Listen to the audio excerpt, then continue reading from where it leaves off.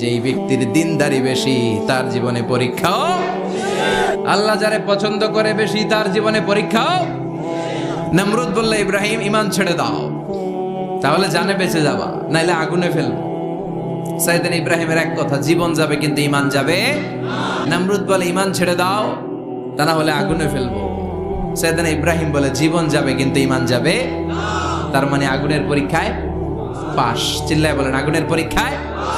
পরীক্ষা নাম্বার 2, একটার পর একটা পরীক্ষা নিতে আল্লাহ শুরু করলেন। আল্লাহ বললেন, ইব্রাহিম যাও, কলিজার টুকরা সন্তানকে আর হাজারকে মক্কার ধুধু প্রান্তরে ফেলে দিয়ে আসো। ওখানে মানুষ নাই, প্রাণী নাই, জনমানব শূন্য, দেখি আমার কদ্দুর ভালোবাসো। বলতে দেরি, টু শব্দ নাই, মরুভূমিতে ফেলে দিয়ে আসলেন। তার মানে পরীক্ষা নাম্বার 2তেও, কথা বলেন, 2তেও। পরীক্ষা নাম্বার 3, আল্লাহ বললেন, ইব্রাহিম দেখি তোমার হৃদয়ে আমার